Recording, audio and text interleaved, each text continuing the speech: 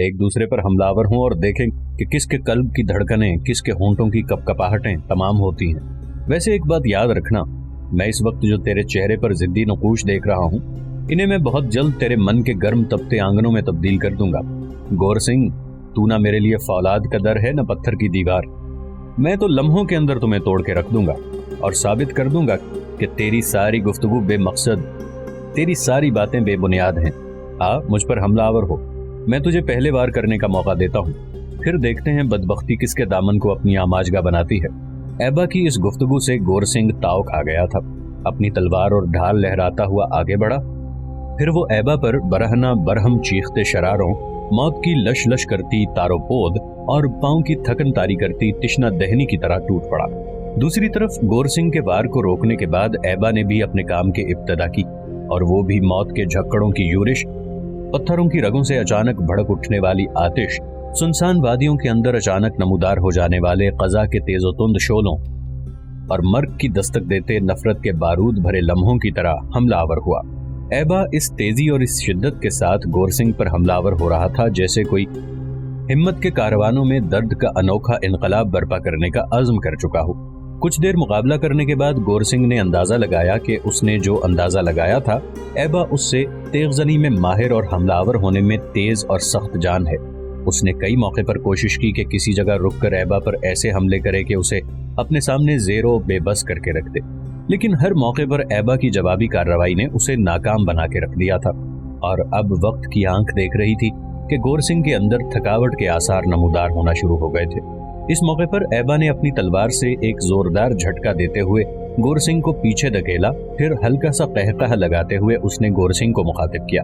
गौर सिंह, मैं देख चुका हूँ तुझ में थकावट के आसार नमूदार हो चुके हैं। मैं ये भी देखता हूँ कि मुकाबला शुरू होने से पहले जो तू हवस परस्ती की ख्वाहिश और लताफतों भरी जवानी के जोश में मुझसे गुफ्तगू करता था, तेरा वो जोश, तेरा वो जज्बा मुंजमद हो चुका है। जो जो मुकाबला तवील होगा, गौर सिंह, तेरी गौर तेरे नजदीक आना शुरू हो जाएगी और तू अपने आदर्श तक में बेकली महसूस करने लगेगा। इसके साथ ही ऐबा ने फिर गौर सिंह पर हमलावर होना शुरू कर दिया था। गौर सिंह अब ऐबा के सामने उल्टे पांव हटते हुए अपने आप को सिर्फ दिफा तक महदूद कर रहा था, और ऐबा के तेज और जानलेवा हमलों के सामने अब उसकी हालत गम के हुजूम, दुखों की अंबोह, वहशतों के मनाजिर और दर्द की अंधी लू से भी ज्यादा बदतर होना शुरू हो गई थी। कुछ देर तक ऐबा गौर सिंह को उल्टे पांव पीछे हटने पर मजबूर करता रहा। लम्हा बलम्हा उसके हमलों की तेजी और शिद्दत आती जा रही थी, और इसी के साथ साथ लम्हा बलम्हा गौर सिंह के चेहरे पर खौफ व हिरास की तहें ज्यादा गहरी होना शुरू हो गई थी। अचानक एक जगह ऐबा रुका। पहले जोरदार अंदाज में उसने तकबीरें बुलंद की, फिर गौर सिंह को मुखातिब करके कहने लगा, गौर सिंह, मेरे पास वक्त कम है, संभल, अब मैं अपने काम की तकमील करने लगा हूँ। इसके साथ ही ऐबा फिर जस्त लगाने के अंदाज में आगे बढ़ा। गौर सिंह को चकमा दिया। गौर सिंह कुछ न समझा कि वो किस अंदाज में हमलावर होने लगा है, और गौर सिंह अभी दिफा करना ही चाहता था कि ऐबा की तलवार बर्फ की तरह बुलंद होकर गिरी और गौर सिंह को काटती चली गई। दूसरी तरफ एक और मंजर भी रूनुमा हो चुका था। जिस वक्त ऐबा और गौर सिंह एक दूसरे से इनफरादी मुकाबला कर रहे थे, उस वक्त राजकुमारी कुमार देवी भी ऐबा के मुसल्ला जवानों के साथ पहुंच गई थी। एक जगह वो रुक गई और मुसल्ला जवानों को मुखातिब करके वो कहने लगी, मेरे भाइयों, सामने देखो, दोनों लश्कर एक दूसरे के खिलाफ बरसरे पैकार होने के लिए तैयार हैं, और दोनों लश्करियों के दरमियान इनफरादी मुकाबला भी शुरू हो चुका है। मुसलमानों की तरफ से ऐबा है, मैं उसे पहचान चुकी हूँ, और मेरे बाप के लश्कर की तरफ से जो इनफरादी मुकाबले के लिए निकला है, मैं नहीं जानती कि वो कौन है, लेकिन इस वक्त मैं अपने बाप के लश्कर में नहीं जाऊंगी, इसलिए कि लश्कर में मैं तुम्हें साथ नहीं ले जा सकती।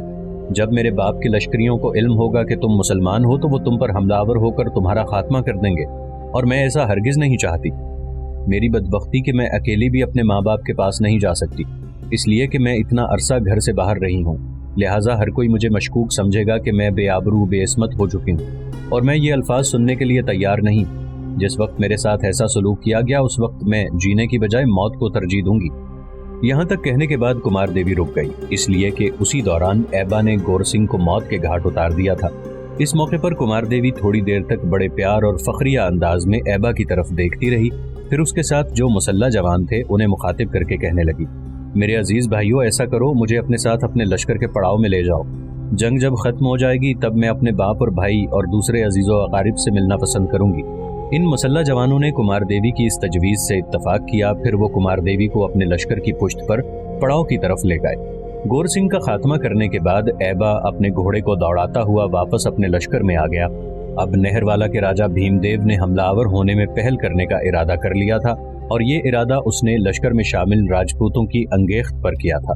राजपूतों को अपने जंगजुओं और अपने नाकाबिले तस्खीर होने का वहम गुमान था, लिहाजा हमले में उन्होंने पहल करने का इरादा किया और वो अपने तिश्ना पिंदार में खुशगुमानियों का शिकार होते हुए सफ दर सफ और सरबगफ होकर मुसलमानों के लश्कर पर कहर के सिरकते मनहूस सायों, शरियानों में उतर जाने वाले कर्बखेज रुतों और सितम की तुग़यानी खड़ी करते हवादिस के लिपटों की तरह टूट पड़े। राजपूतों के हमलावर होने के साथ ही साथ राजा भीमदेव भी अपने लश्कर के साथ इस्यान के अंबों, हिजर की खूनी मुसाफतों और करवटें लेती बदी की तरंग की तरह मुसलमानों पर हमलावर हो गया। दूसरी तरफ कुतुबुद्दीन ऐबक और ऐबा और दूसरे मुसलमान सालारों ने भी कहरमानियत के मौजज़न बहरे ज़खार और किस्मत का मुंह चिढ़ाती सिलगाहटों की तरह अपने काम की इब्तदा की थी। पहले उन्होंने सदाओं को बेसदा और समातों को बेसमात कर देने वाले अंदाज में तकबीरें बुलंद की। तकबीरों के बेकरां समुंदर में वो राजा भीमदेव और राजपूतों के लश्कर पर तोक़ो सलासिल को तोड़कर आग उगलते आतशी दहानों और रूह जिस्म के सारे राबिते और ज़ाबते मुनक़ता करती बेरोक अज़ली अदावतों और आतिशो आहन का खेल खेलती सहरा की वीरानियों की तरह हमलावर हो गए थे। दोनों लश्करों के इस टकराने से नहरवाला के नवाब में मैदान जंग के अंदर एसाब शल होना शुरू हो गए थे।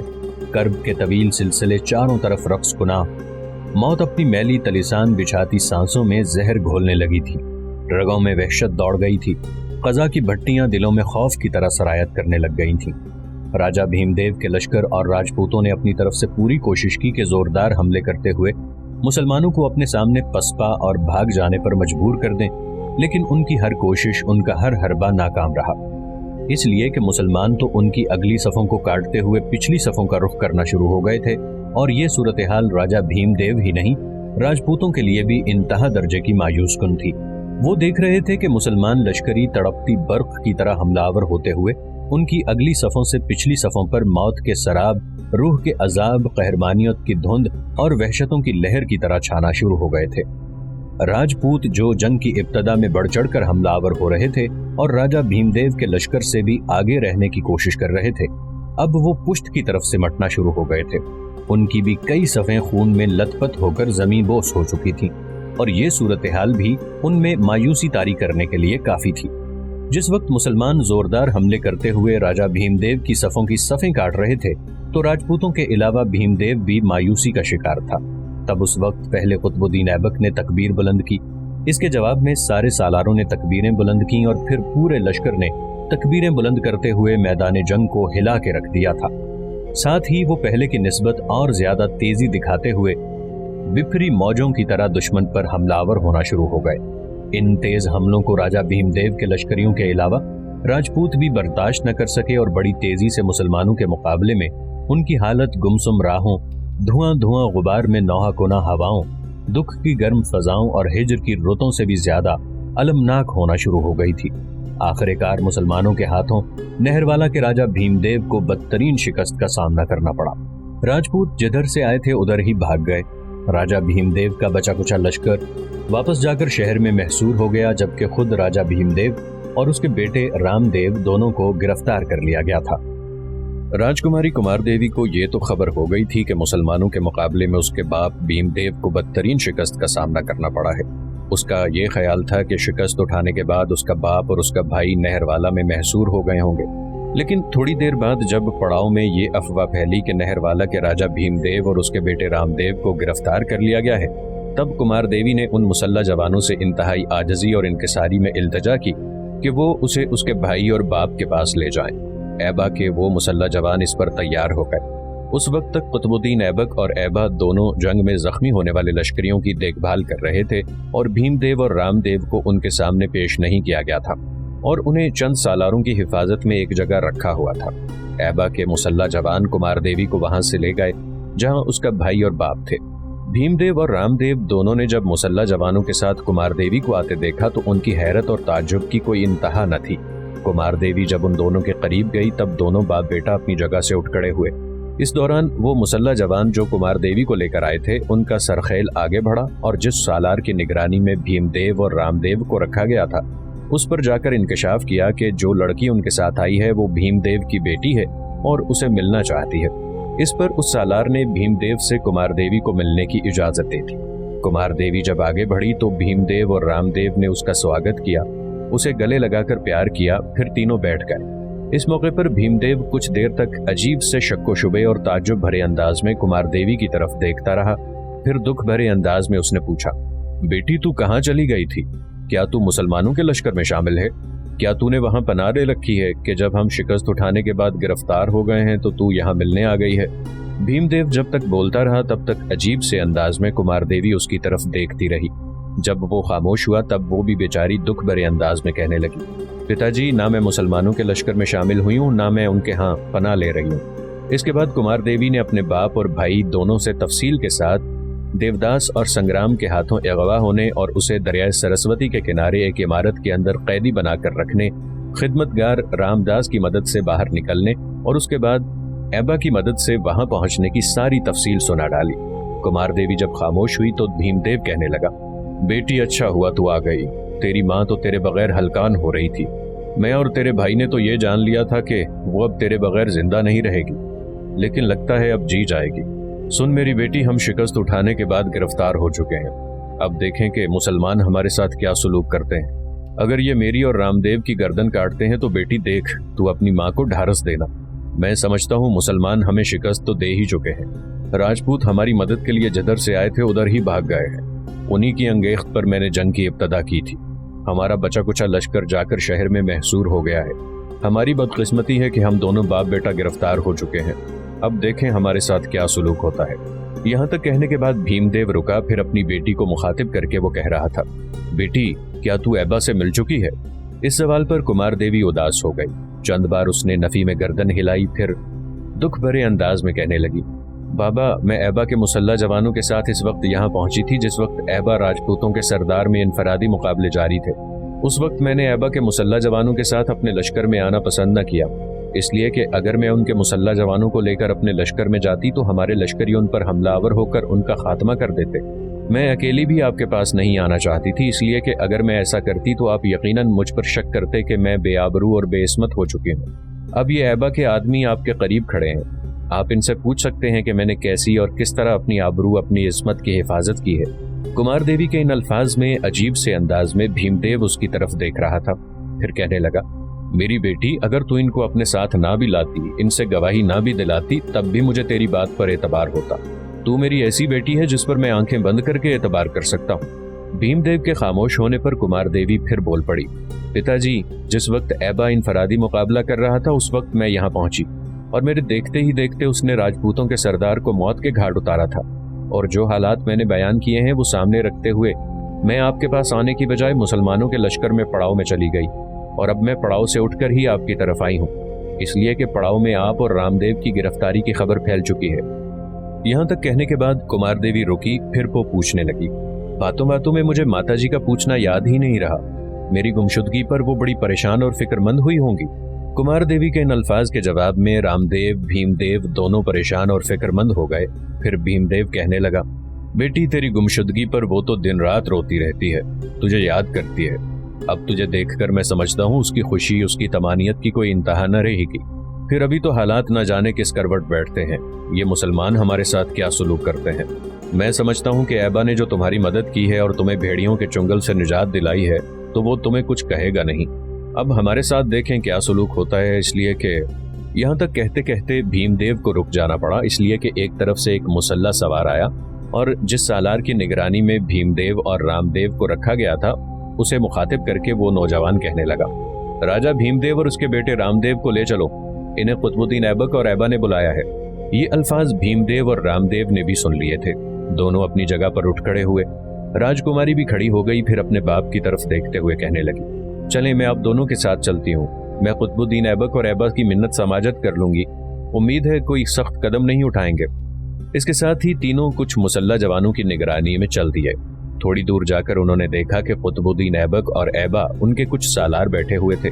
जब उनके सामने गए तो राजकुमारी कुमार देवी को देखते ही ऐबा के चेहरे पर बल पड़ गए थे, आंखें कहर और गजब बरसा गई थी। फिर वो उस सालार से मुखातिब हुआ जिसकी निगरानी में भीमदेव और रामदेव को रखा गया था। तुम्हें सिर्फ भीमदेव और रामदेव को लाने के लिए कहा था। ये लड़की कौन है जिसे तुम अपने साथ लेकर आए हो? ऐबा के इन अल्फाज पर कुमार देवी हैरत ज़दा और परेशान होकर रह गई थी। इस मौके पर कुतुबुद्दीन और दूसरे सालार हल्के हल्के तबस्सुम से उनकी तरफ देख रहे थे। वो उस सालार की तरफ देखने लगे जो भीमदेव और रामदेव को लेकर आया था। वो इंतहाई इंकिसारी में ऐबा को मुखातिब करके कहने लगा, अमीर, ये भीमदेव की बेटी राजकुमारी कुमार देवी है। ऐबा ने फिर पहले जैसे गुस्से और नापसंदीदगी में उस सालार को मुखातिब किया, क्या ये भी अपने बाप और भाई के साथ जंग के दौरान गिरफ्तार हुई है? वो सालार बेचारा परेशान और कुछ मुंतशर सा हो गया था। पहले की निस्बत ज्यादा आजिजी से कहने लगा, नहीं अमीर, ये गिरफ्तार तो नहीं हुई। जिस वक्त हम इन दोनों बाप बेटे को गिरफ्तार करके एक जगह रखे हुए थे तो ये अपने बाप और भाई से मिलने के लिए आई है। ऐबा ने कुछ सोचा, फिर उस सालार को मुखातिब करके कहने लगा, कबल इसके कि हम भीमदेव और इसके बेटे रामदेव से गुफ्तगू का आगाज करें, इस लड़की को यहाँ से हटा दो। वो सालार हरकत में आने ही लगा था कि इस मौके पर ऐबा को मुखातिब करते हुए राजकुमारी कुमार देवी बोल पड़ी, मैं आपसे कुछ कहना चाहती हूँ। ऐबा ने मुंह दूसरी तरफ फेर लिया और अजीब सी बेगानगी में कहने लगा, और मैं तुमसे कुछ भी सुनना नहीं चाहता। इसके बाद ऐबा ने अपने सालार की तरफ देखा और पहले की निस्बत ज्यादा गुस्से में कहने लगा, तुमने सुना नहीं? मैंने कहा इस लड़की को यहाँ से हटा दो ताकि हम इसके बाप और भाई से गुफ्तगू का आगाज कर सकें। राजकुमारी कुमार देवी अजीब सी कश्मकश में मुब्तला हो गई थी। इस मौके पर भीमदेव अपना मुंह उसके कान के करीब ले गया, उसकी मिन्नत करते हुए कहने लगा, बेटी जिद ना कर, तू वो जो खैमा करीब नजर आ रहा है उसकी ओट में जाकर खड़ी हो जा। बेटी ऐबा के सामने ना आ, मैं समझता हूँ ये तुमसे नफरत करता है। कहीं ऐसा ना हो कि तुम्हारे यहाँ ज्यादा देर खड़ा रहने से इसकी नफरत अपने उरूज पर पहुंच जाए और हमारे मुताल्लिक कोई बेहतर फैसला करने की बजाय ये हमारी गर्दन काट देने का ही हुक्म दे दे। भीमदेव के इन अल्फाज पर कुमार देवी लरज कांप सी गई, चुपचाप पीछे हटी और खैमे की ओट में जाकर खड़ी हो गई। उसके जाने के बाद कुछ देर खामोशी रही, फिर अजीब से अंदाज में ऐबा ने कुतुबुद्दीन ऐबक की तरफ देखा, जिसके जवाब में कुतुबुद्दीन ऐबक भीमदेव को मुखातिब करते हुए कह रहा था, भीमदेव, इससे पहले जो तेरे लश्कर के हाथों हमें और हमारे सुल्तान को पसपाई का मुंह देखना पड़ा था तो तू बड़ा खुश और मुतमईन था कि तुमने मुसलमानों को शिकस्त देकर भाग जाने पर मजबूर कर दिया है। लेकिन हमने उसी वक्त ठान ली थी कि तुझसे अपनी शिकस्त का इंतकाम लेंगे, और देख, जो कुछ हमने इरादा किया था उसे हमने आज अमली सूरत दे दी है। अब तू ही बता तेरे साथ क्या सुलूक किया जाए। कुतुबुद्दीन ऐबक के इस सवाल पर भीमदेव अजीब सी कश्मकश में मुब्तला होकर रह गया। इस मौके पर रामदेव ने कुतुबुद्दीन की तरफ देखा, फिर बड़ी आजिजी में कहने लगा, अगर आप इजाजत दें तो मैं कुछ कहूँ। मैं राजा का बेटा रामदेव हूँ। कुतुबुद्दीन ऐबक ने गौर से उसकी तरफ देखा, फिर कहने लगा, तुम जो कुछ कहना चाहते हो कह सकते हो। रामदेव ने चंद लम्हे के लिए बड़े गौर से ऐबा की तरफ देखा, फिर कुतुबुद्दीन को मुखातिब करके कहने लगा, मुसलमानों के मोहतरम अमीर, मैं जानता हूँ ऐबा को हमारे खिलाफ बड़े शिकवे शिकायतें हैं, इसलिए कि हमारे यहाँ इसके साथ अच्छा सलूक नहीं किया गया था। लेकिन इसके साथ जो सलूक हुआ इसमें मैं शामिल नहीं था, ना ही मेरा बाप ऐसा करना चाहता था। ये ऐबा और मेरी बहन कुमार देवी का मामला था। दोनों अपने अपने ख्यालात पर कायम रहने की वजह से एक दूसरे से टकरा गए। मैं जानता हूँ ऐबा से हमने अच्छा सलूक नहीं किया, लिहाजा हम किसी बेहतर सलूक की तवक्को भी नहीं रखते। इसके बावजूद, यहाँ तक कहते कहते रामदेव को रुक जाना पड़ा, इसलिए कि कुतुबुद्दीन ऐबक बोल पड़ा, इन हालात को देखते हुए मैं तुम बाप बेटे का मामला ऐबा पर छोड़ता हूँ। तुम लोगों ने जाती तौर पर भी ऐबा पर मजालिम किए हैं, लिहाजा तुम लोगों के इस किरदार का फैसला तो ऐबा ही करेगा। जहां तक सल्तनत का मामला है तो भीमदेव, जो कुछ मैं कहने लगा हूँ गौर से सुनना। भीमदेव और रामदेव दोनों बाप बेटा बड़े गौर से कुतुबुद्दीन ऐबक की तरफ देखने लगे। खैमे की ओट में खड़ी कुमार देवी न सिर्फ उनकी तरफ देख रही थी बल्कि बड़े गौर से उनकी गुफ्तगू भी सुन रही थी। कुतुबुद्दीन ऐबक ने भीमदेव को मुखातिब करते हुए कहना शुरू किया, भीमदेव, इससे पहले भी एक बार हम तुमसे टकरा चुके हैं और तुमने हमें शिकस्त दी थी, लेकिन शिकस्त देने के बाद हमने मजीद तुमसे कोई तारुज़ नहीं किया था। हम यही जानकर लौट गए थे कि इससे पहले जो हमें पसपाई हुई थी उसका हमने तुमसे इंतकाम ले लिया है, लेकिन हमारे जाने के बाद तुमने गैर जिम्मेदारी का मुजाहिरा करना शुरू कर दिया। चाहिए तो ये था कि हमारे हाथों शिकस्त उठाने के बाद तुम पुरअमन रहते और हमारे खिलाफ सर उभारने की कोशिश न करते, लेकिन तुमने हिमाकत का सबूत देते हुए राजपूतों को अपने साथ मिलाना शुरू कर दिया। शायद तुम ये ख्याल करने लग गए थे कि जिस लश्कर में राजपूत हों उसे शिकस्त नहीं दी जा सकती, और मेरे ख्याल में आज हमने तुम्हारे इस वहम और जोम को भी तोड़ दिया है। राजपूत तो तुम्हारा साथ छोड़कर भाग गए हैं, जहां कहीं भी वो जाएंगे हम उनका ताक़ुब करेंगे, उन्हें कहीं टिकने और कुव्वत पकड़ने की मोहलत नहीं देंगे। यहाँ तक कहने के बाद कुतुबुद्दीन ऐबक फिर रुका, कुछ सोचा, दोबारा वो राजा भीमदेव को मुखातिब करते हुए कह रहा था,